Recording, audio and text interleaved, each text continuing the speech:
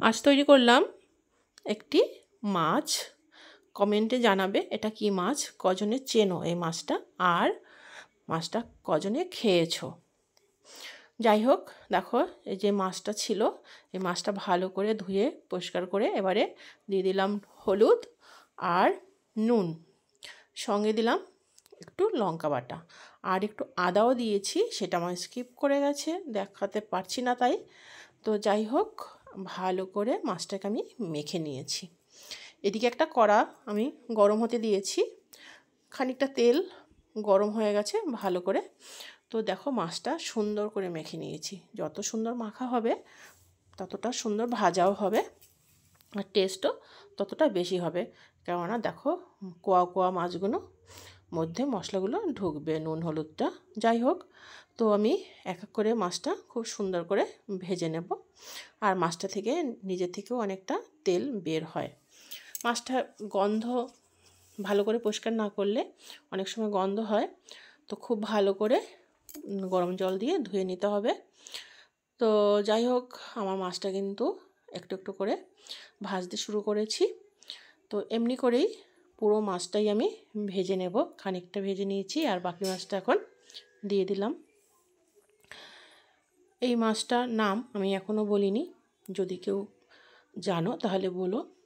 সেই মাছ ভাজার পরে সেই কড়ার মধ্যে আরেকটু তেল দিয়ে আমি ফোড়ন দিয়ে দিলাম শুকনো লঙ্কা, তেজপাতা আর জিরে। জিরেটা যখন কালো কালো হয়ে আসবে তখন আমি দিয়ে দেবো কুচানো পেঁয়াজ। এই মাছটা কিন্তু মাংসর মতনই রান্না করতে হয়, এমনিও করা যায়, যায় না তা নয়, তবে মাংসর মতন করলেই বেশি ভালো হয়। তো আমি পেঁয়াজটা ভালো করে ভেজে নিয়ে এবারে দিয়ে দেবো রসুন বাটা।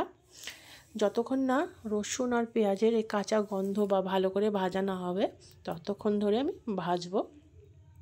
এটা ভাজা প্রায় হয়ে এসছে, এবারে আমি দিয়ে দেবো একই সঙ্গে দেখো ধনিয়া, জিরে, একটু লঙ্কা আর আদা বাটা একসঙ্গে, এই 3-4টে মশলা দিয়ে আবার আমি মশলাটাকে সুন্দর করে কষিয়ে নেব।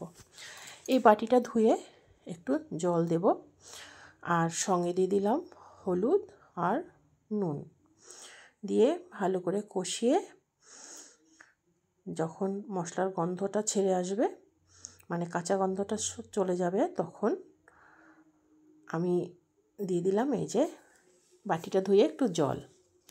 যতক্ষণ না কাঁচা গন্ধ থাকবে বা তেল না ছাড়বে ততক্ষণ আমি মশলাটাকে ভালো করে কষিয়ে নেব। আর একদিকে কিন্তু আমি আলু দেবার সাথে সেই আলুটাকে কিন্তু আগে একটু ভাপিয়ে রেখে দিয়েছিলাম। যাই হোক, মশলাটা কিন্তু তেল ছাড়তে শুরু করেছে, দেখতেই পাচ্ছ। আমি কিন্তু খুব বেশি লঙ্কা দেইনি। তো যাই হোক, আলুটা যে ভাপিয়ে রেখেছি দেখলেই বোঝা যাচ্ছে। আর বিশেষ মানে কি বলবো, খুব একটা বড় বড় করিনি, ছোট ছোটই করেছি আলুর সাইজটা। তো আলুটা দিয়ে মশলার মধ্যে ভালো করে কষিয়ে নেব। কষানো হয়ে গেলে, যতক্ষণ না ভালো কষানো হবে ততক্ষণ আমি মাছটা দেব না। যাই হোক, কষানো হয়ে গেলে এবারে আমি ভেজে রাখা মাছটা দিয়ে আবারও নতুন করে কষিয়ে নেব। এখন কি বুঝতে পারছো তোমরা এটা কি মাছ? অনেকেই হয়তো চেনো, আর অনেকে হয়তো আবার খাওই না। যাই হোক, আমাদের কিন্তু ভীষণ ভালো লাগে। এটাকে আবার অনেকে খাসির ছোটো ভাইও বলে, কিন্তু টেস্ট সত্যি সেভাবেই হয় সুন্দর করে রান্না করতে পারলে। তো মাছটা দিয়ে ভালো করে কষিয়ে নিয়েছি। এদিকে কিন্তু আর একটা জায়গায় আমি একটা উনুনে আমি বসিয়ে দিয়েছি গরম জল। যেহেতু এটা আমি কষাচ্ছি, এই মাছটার মধ্যে যদি আমি গরম জল দিই তাহলে এই তরকারিটা আর কি, মাছের ঝোলটা থিতিয়ে পড়বে না, এটা সঙ্গে সঙ্গে ফুটতে শুরু করবে। সেই কারণে আমি আর যে বাটিটা আমি মাছ মাখিয়েছি সেই বাটিটাই দিয়েছি। কেন বলো তো? তাহলে বাটিটার গন্ধটা, মাছের গন্ধটা ছেড়ে যাবে। যাই হোক, আমি কিন্তু মাছের ঝোলে গরম জলটাও দিয়ে দিয়েছি। দিয়ে দেওয়ার সঙ্গে সঙ্গে কিন্তু ফুটে উঠবে, কেননা জলটা ছিল গরম। যাই হোক, এভাবে আমি ঢেকে ঢেকে এবার রান্না করে নেব। একদম মাংসের মতনই দেখতে লাগছে। খুব বেশি কিন্তু তেল দিইনি, যারা বেশি তেল খেতে পছন্দ করো তারা দিতেই পারো। তো যাই হোক, আমি কিন্তু গরম মশলাটাও দিয়ে দিলাম। আর রান্নাটা একদম প্রায় শেষের দিকে হয়ে এসছে বলতে পারো।